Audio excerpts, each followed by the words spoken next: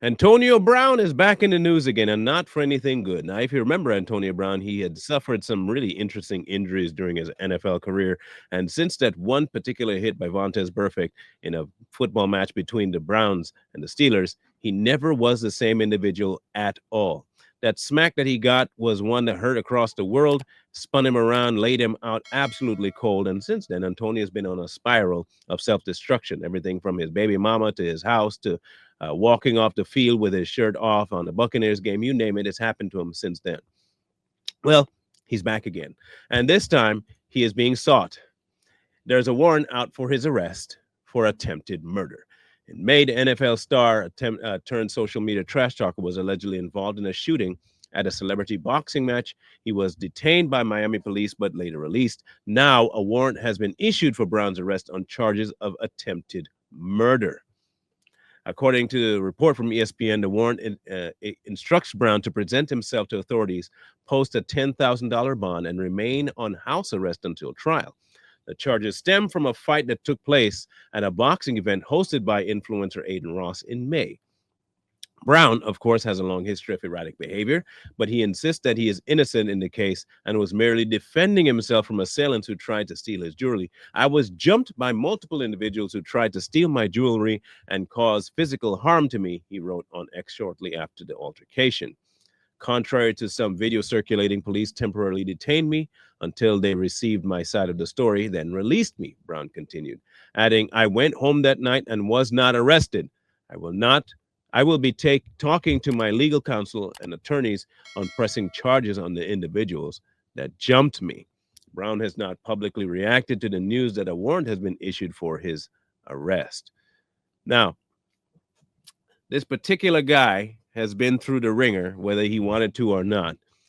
The question still remains whether or not what took place was something that he was even mentally aware that he was doing.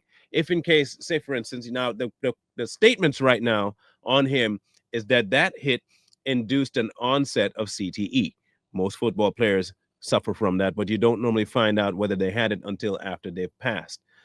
Brown, however, seems to be one of the few, because there have been about 4 or 5 of them who have said that they feel they're suffering from it and have ended their own lives. So far, Brown has been the most erratic of the people thought to have been suffering from CTE, and he's one of the few that still goes out denying that it's been the case.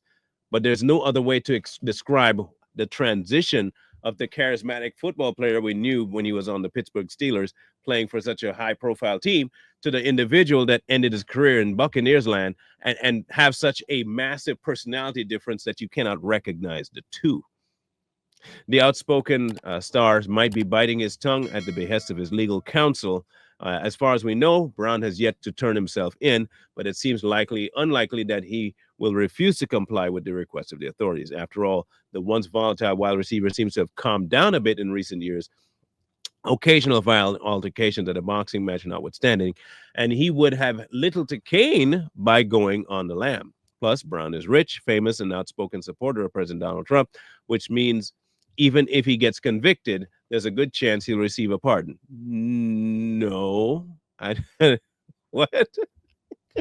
I don't, I don't know how you make that jump, but anyway, I don't know how you make that one. That's a pretty good. But when we know more, we'll know more apparently. But I don't know how you make that particular leap. That just because you're friends with Trump, you're gonna get a anyway.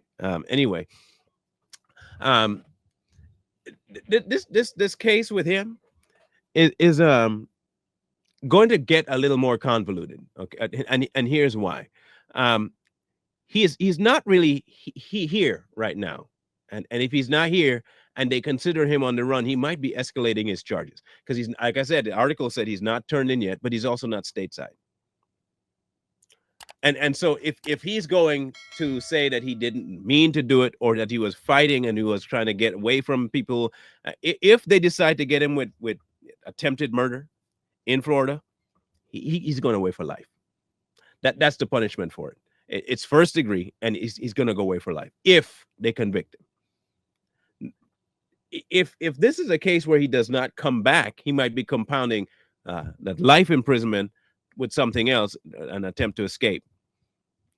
At least their thought is that he's in the Middle East somewhere, Asia, somewhere far away. I don't know if he's going to stay there. If he's taking legal counsel, they might want to tell him, just get back stateside as soon as you can, because if we don't want them to think that you're trying to say that you're not guilty while acting super guilty. That is the biggest problem. We don't want you to behave as though you are, knowing that people already have a tainted view of you as being psychotic and crazy. You know what I'm saying?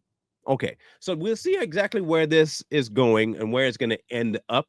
Um, he says, he alleges that the tampering over a $1 million pending lawsuit is why this particular thing took off. I don't know quite sure how that the linkage between the two will make sense for him. But if he's trying to say that people are just after him, not just for his money, but for his fame and to try and get him, this might be an onset of that whole CTE where he thinks he becomes overly delusional of people trying to get him. He might be viewing somebody as wanting to jump him and escalate the situation, and it becomes a fight. There's so many moving parts to this, especially considering his erratic behavior before.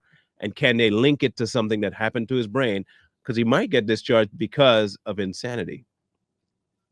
Never know. We'll see how it all goes down, but it all depends on him being upfront and turning himself in. So far, he hasn't done that. He's still not, so far, according to the Miami police, he's not turned himself in. And he's not here. They have not found that he is in the United States at this moment. So, Antonio, man, look, you got enough to deal with. Come back to the States, deal with it the right way, get some help. And I mean, really get some help. Check to see if that thing is really not something that's going on in your head.